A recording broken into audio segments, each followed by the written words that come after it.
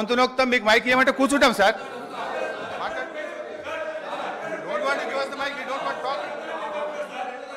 నేను నా మాట కొద్దిగా వినండి. 30 నిమిషాల టైం కేటాయించబడింది, 45 నిమిషాలు అయింది. 45 నిమిషాల తర్వాత బెల్లు కొడితే కూడా మీరు ఈ విధంగా చేసుడు మంచిది కాదు. మాట్లాడండి. హరీశ్వరరావు గారు మాట్లాడండి సార్. మీరు ఇట్లా బెల్లు కొట్టడం ఇది కరెక్ట్ కాదు సార్. ఇంత మంచి ఇంపార్టెంట్ సబ్జెక్ట్ మీద 39 మంది సభ్యులు ఉన్నాం మేము ఇక్కడ. మీరు ఏది బట్టి అది వాళ్ళు మాట్లాడితే దానికి మేము సమాధానం చెప్పకపోతే ఎట్లా సార్?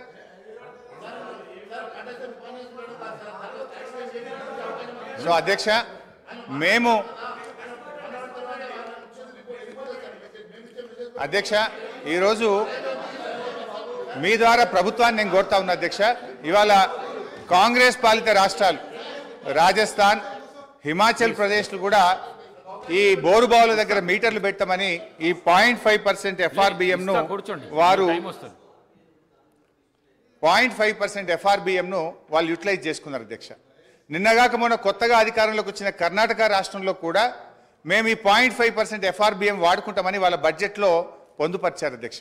నేను దయచేసి ప్రభుత్వాన్ని కోరుతా ఉన్నాను, మీరు ఎట్టి పరిస్థితుల్లో కూడా మరి బోరు బావుల దగ్గర మీటర్లు పెట్టడానికి అంగీకరించొద్దని, ఈ 0.5 ఎఫ్ఆర్బిఎంను తీసుకోవద్దని కూడా మీ ద్వారా నేను ప్రభుత్వాన్ని కోరుతా ఉన్నాను అధ్యక్ష.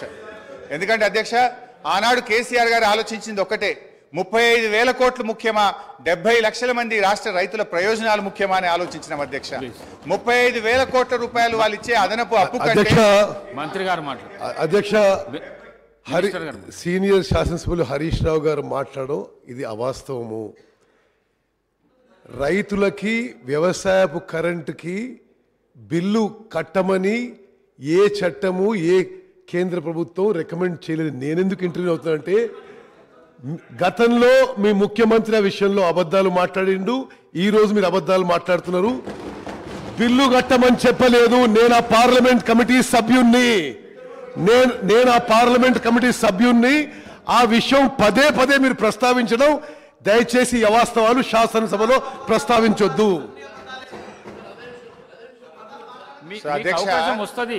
మహేశ్వర్ రెడ్డి గారు అవకాశం వస్తుంది. బోరు బావుల దగ్గర మీటర్లు పెట్టాలని చెప్పింది నిజమా కాదా? ఉత్తమ్ కుమార్ రెడ్డి గారిని అడుగుతున్నా.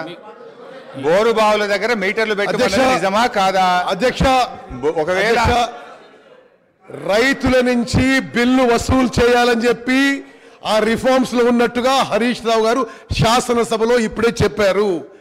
ఆ రిఫార్మ్స్ లో రైతుల నుంచి బిల్లు వసూలు చేయమని చెప్పి ఎక్కడా లేదు అని ఆ పార్లమెంట్ కమిటీ సభ్యుడిగా మీకు చెప్తున్నా. అధ్యక్ష నేను స్పష్టంగా ఉత్తమ్ కుమార్ రెడ్డి గారిని అడుగుతున్నా, బోరు బావుల దగ్గర మీటర్లు పెట్టాలి, ఎంత కరెంటు కాల్చినరో లెక్క తేల్చాలని ఆ రిపోర్ట్ లో ఉందా లేదా అది చెప్పండి.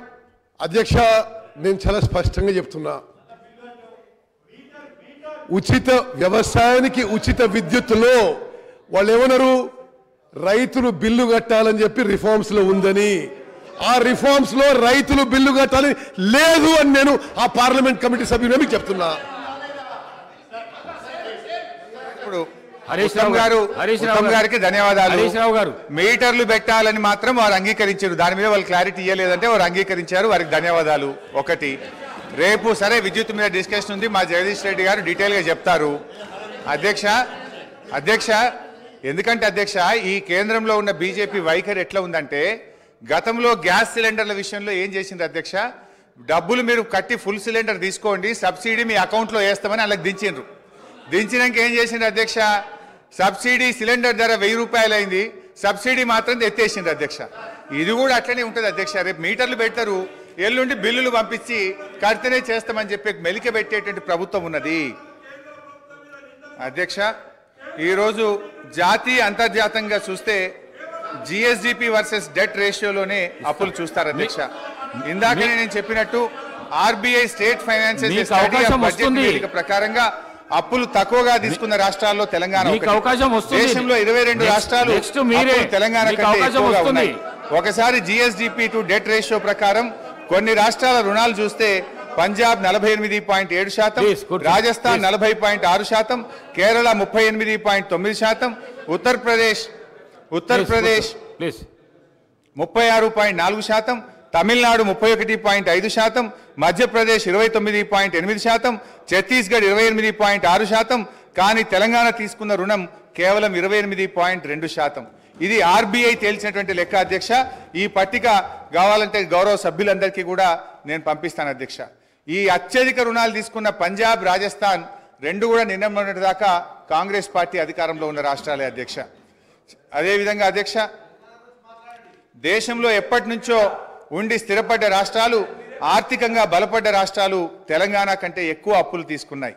వివక్షతో, విద్రోహంతో విధ్వంసమైన తెలంగాణ పునర్నిర్మాణం కోసం, ప్రజల ఆకాంక్షల్ని వేగవంతంగా తీర్చడం కోసం తెలంగాణ అప్పు వాటికన్నా చాలా తక్కువగా ఉన్నది అధ్యక్ష. తెలంగాణ రాష్ట్రానికి ఎక్కువ శాతం రుణాలు దీర్ఘకాలిక రుణాలు.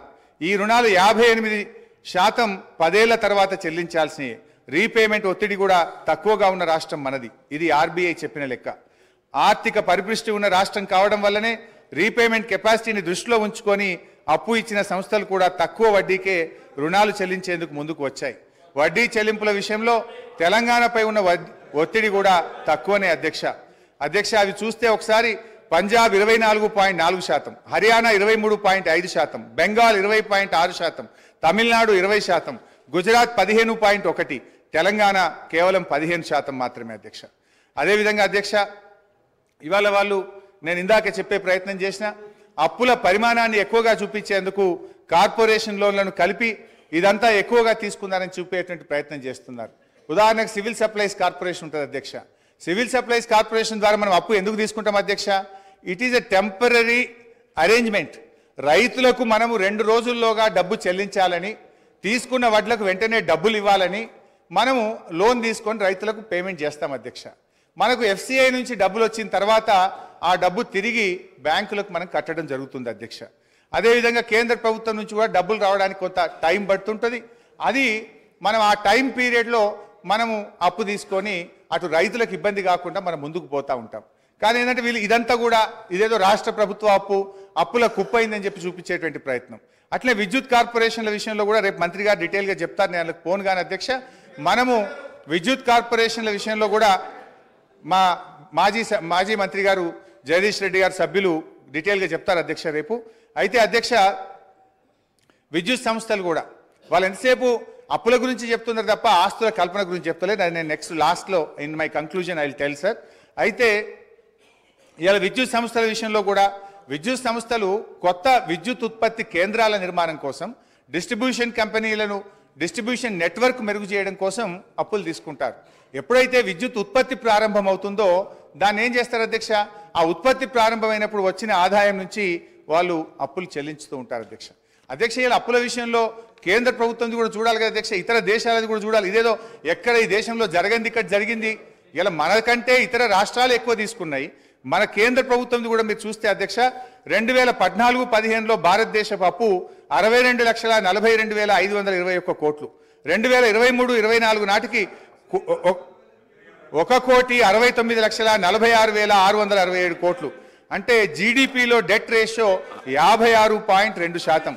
సగటున రోజుకు 4,618 కోట్లు కేంద్రం అప్పు చేస్తుంటే ఇలా రోజుకు 2,959 కోట్ల వడ్డీ చెల్లిస్తా ఉన్నారు. ఐఎఫ్ఎం నివేదిక ప్రకారం జీడిపిలో జపాన్ అప్పు 221%, గ్రీస్ 212, సింగపూర్ 163, అమెరికా 115, యూకే 113%. అంటే ఇవన్నీ అప్పులైన దేశాలు అవుతాయి అధ్యక్ష. హరీష్ రావు గారు దయచేసి ప్లీజ్ తొందరగా ముగించండి. హాఫ్ అన్ అవర్ మంత్రి గారికి హాఫ్ అన్ అవర్ సార్.